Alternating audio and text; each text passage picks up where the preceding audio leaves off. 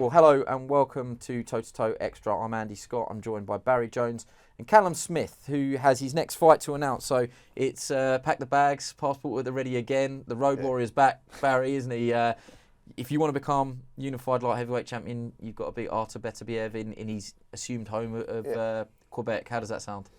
Yeah, it's obviously up against it, but look, it's a fight I've always wanted. It's a fight. The minute I stepped up to 175, the goal was to be the best. When I turned professional, I set the bar as high as possible, and not moving up a weight division, the goal's still the same. I want to be the number one, and to do that I have to beat Beterbiev, which, it's a tough ask, but it's a fight I fully believe I'm capable of doing. I've seen a lot of his fights over the years, and stylistically I like my chances in it. I know I need to be at my best, but I believe I am. I believe over the last couple of years I've improved a lot, and physically at the new weight it suits me very well. So August 19th, I believe, I'll become a 2-weight world champion. We've got some highlights to show you, so we're just going to roll them in. And basically what we're looking for is just your initial reaction, and tell us what you're thinking about as well. His punch power is obviously not a myth, but are there other aspects to his game?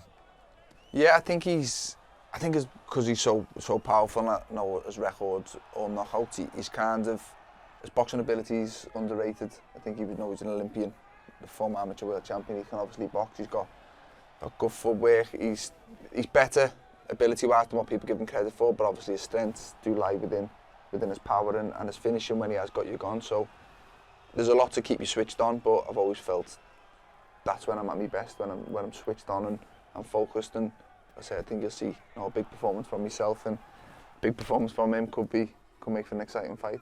He throws with good variety, Barry, but what is the one thing that you're picking out here? Well, what he does, he never loads up. So he has natural power, and the reason he can throw in combinations when he gets you, the reason when he got you hurt, he keeps you there, is because he never loads up, so that it doesn't drain the tank. He doesn't go crazy when he hurts you, and then it peters out. He can just systematically beat you up, because every shot for him is the same weight. I don't think there's no respite. Every shot's the shot to knock you out with, without really digging in too deep. Do you mind if I ask, Callum? This was the Joe Smith fight, wasn't it? Yeah. Is this the way not to do it? Joe Smith chose to fight fire with fire, but quite recklessly. Yeah, that's what I'm saying. You can't fight fire with fire, but you've got to be smart in the way you do it and choose when you're attacking or when not to attack. And I think he kind of just went head first and ran straight into him, which it could pay off, but 9 times out of 10 it's not going to, and it was kind of kamikaze tactics. But yeah, you can't just dance and move, because I've always feel you invite pressure then and it becomes worse. But you can't go and meet head on. You've got to be smart and calculated when you do it. So it's, again, that's a job for Buddy and myself to go over and work on and drill through camp, and by the time I step through the ropes I know exactly what I'm there to do and what I'm supposed to be doing. But yeah, you've got to just before the fight was made, I've always watched them. You always kind of, I think regardless of who you watch, I always wonder how you do when you're in there, and I think you've just got to be a little bit smart and offset them and know when to attack and when not to.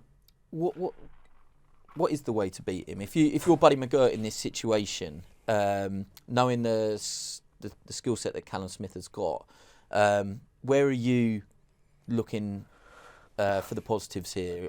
I think he has the attributes to win a fight like this, because you need a solid jab, good balance, and be able to throw a good uppercut. Because he's gonna, when he gets close to you, every now and again Beterbiev will square his feet, and that's where the uppercut will come into play. And the jab will you got to keep him thinking when he's walking forward with a solid jab. But what Callum said is right. You can't be, you want to be mobile, but never running away. So you have to be, your balance has to be good. You have to have enough weight on your front foot to be spinning and moving around the target. So he has to keep turning. If he has to keep turning to punch you, then he can't set his feet. And if he can't set his feet, he can't have maximum power. I think he has power anyway, so you've got to get caught with the shot. And the biggest factor is he hits hard. If you can take the shot.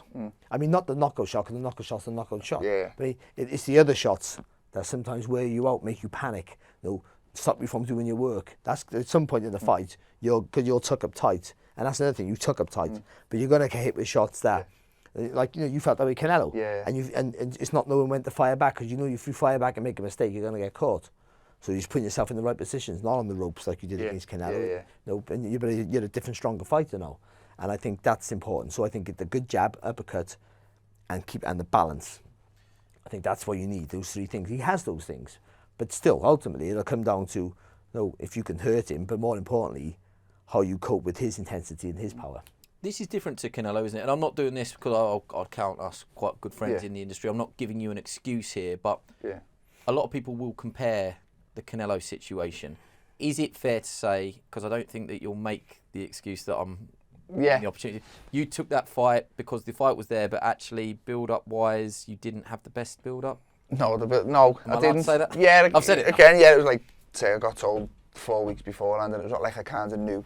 And like normally when a fight's announced, you kind of knew weeks. It wasn't. It kind of like come last minute, and I was in training. They said I was going to fight behind closed doors, maybe in December or the January. So I was kind of in training. But no, for when you're always envisioning yourself fighting the likes of Canelo, I pictured it a little bit different, a bigger build-up, a longer build-up. But no, I took the fight, and the minute you take the fight, you leave your excuses at the door, so to speak. And again, with the weight, I realised probably when I was in there that I was done at the weight, but I stepped through the rope. So I've never used it as an excuse for why I lost. I lost to the better fighter that night, and that's that. But I think, as I said before, too many people are quick to put that version of me in with the best version of Beterbiev, and there's only one clear winner, but I don't think we see that version of me at 175. I'm a completely different fighter. If you were to put me in now with that version of me, I know which version would win. So I think physically I'm probably at my peak at the moment, and I think the best version of me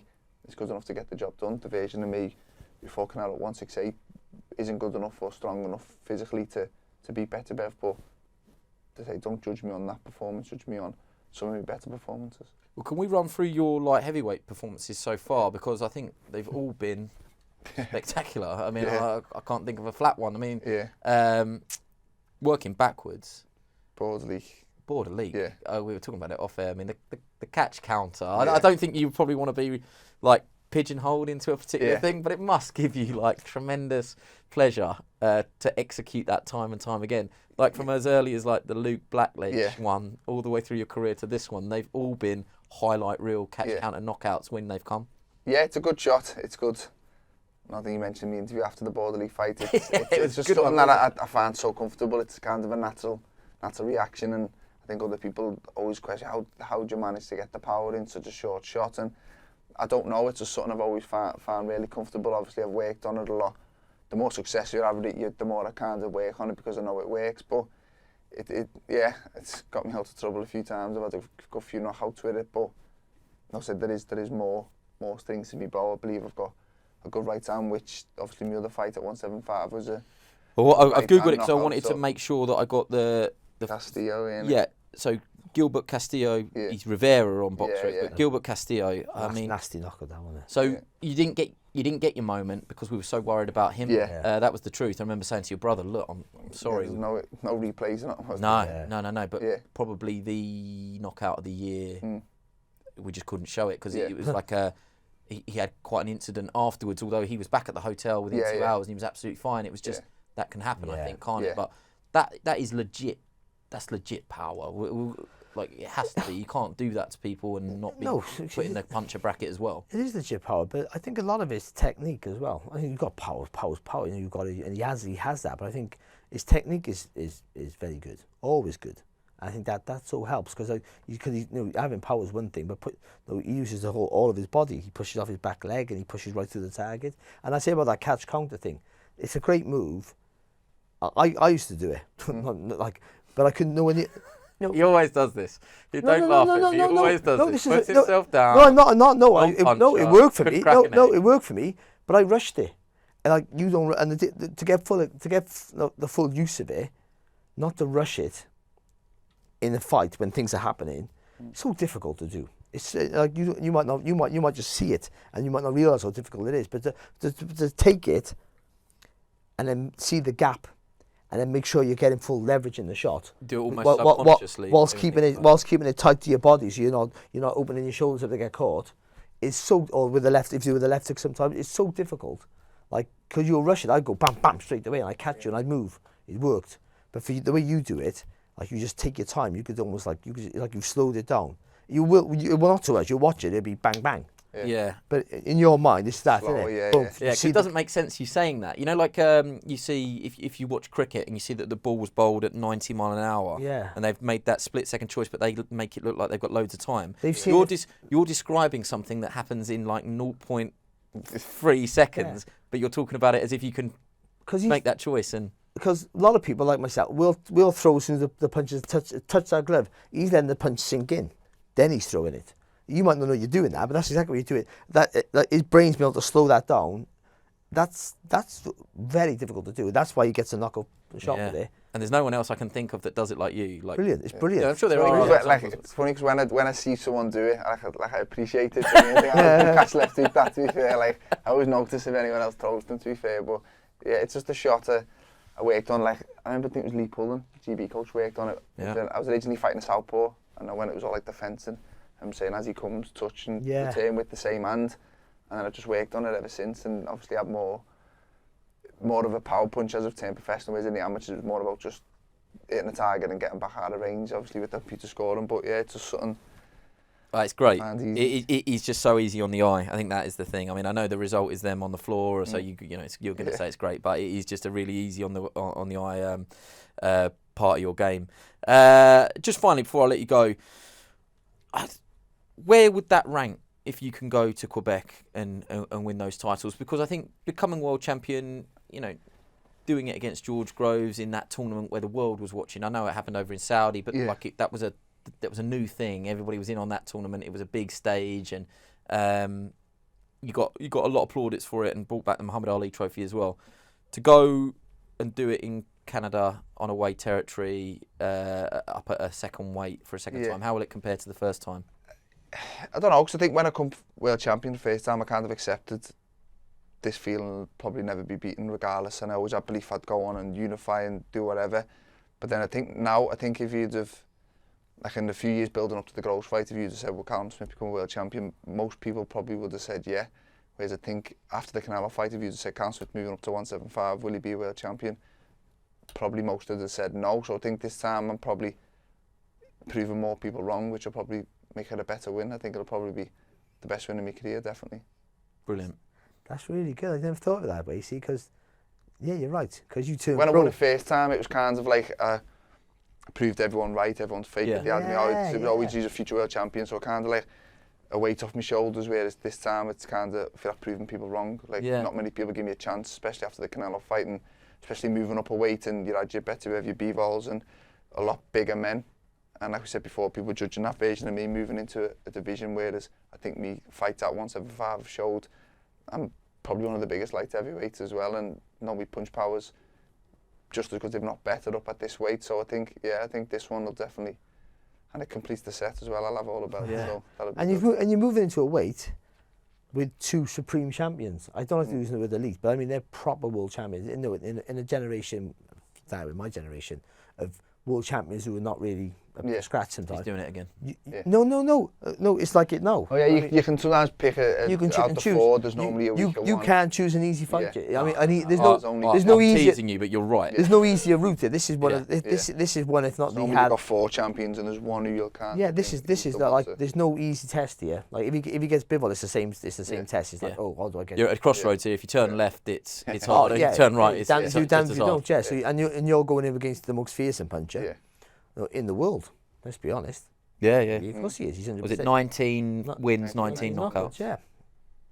Yeah. Wow. I mean, it's great. Can I just finish on one funny thing? When we started your career, which feels like only yesterday, I mean, I don't think that you said more than 3 words. And we've just done an hour and 10-minute podcast and 10 minutes on YouTube. It is funny how... Great some of my interviews watching them back. Do you laugh? No, I'd seen what someone said Monday. I think it's the thing of like, the little build up to my debut, and there's an interview. Yeah, but that was great. I look back on that with fond memories. I really do. But it does make me laugh. Like, to be fair, you sat next to me and I don't shut up, so you've done so well. You're probably delighted when you came in to do a podcast. You're like, who am I with? Barry, thank God. No. Well, look, everything that you've achieved in your career, you've earned it the hard way. You've got to do it again, but everyone here is behind you, so wish you all the best of luck. August 19th, August 20th, early hours over here. But best of luck to Callum Smith. Barry, thanks again. Make sure you join us next week on Toe to Toe Extra, and we'll have more special boxing guests. Sky Sports. Feel it all.